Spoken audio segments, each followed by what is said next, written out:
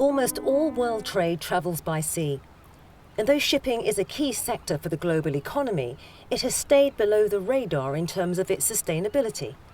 The Sustainable Shipping Initiative, or SSI, wants to change that. The focus in shipping has not necessarily been so strong as other sectors on sustainability and its role in global sustainability.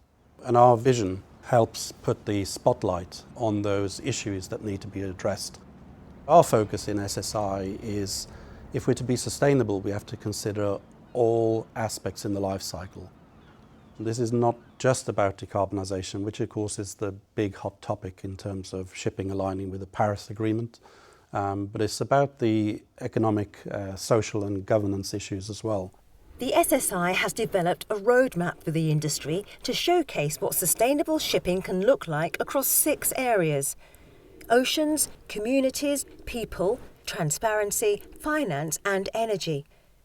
The organisation has grown since its inception in 2010.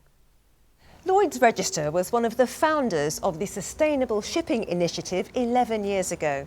It now has over 15 members spanning the entire shipping value chain. They include ship owners, banks, environmental NGOs and others. The roadmap vision areas and 60 milestones highlight the importance of shipping's sustainability journey towards the UN Sustainable Development Goals.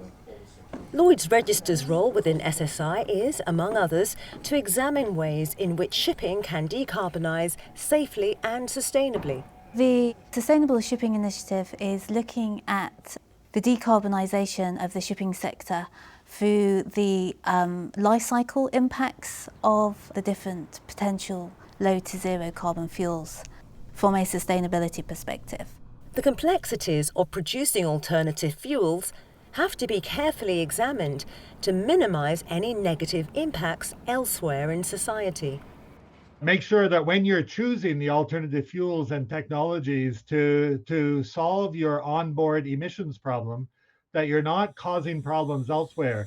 You're not sourcing biofuels that are resulting in deforestation or displacement of traditional land uses, traditional peoples, indigenous peoples, and you're not resulting in upstream emissions that could even be higher than the onboard emissions that you're trying to solve. Financial stakeholders also have a key role to play in enabling and promoting sustainable shipping, working on decarbonisation, as well as social responsibility and human rights issues. We've been looking at shipping for many years in terms of the social side of shipping and health and welfare of crews at sea. So I'm really keen to make sure that in all of the interest and focus on decarbonisation, we don't lose sight of the human side of shipping. SSI believes that creating a sustainable shipping industry is a shared responsibility. All parties agree that collaboration and forward momentum are essential to driving change through the industry as quickly as possible. You can't do this alone. There are no single solutions and nobody's going to lead in the front on their own without making sure the risk is managed.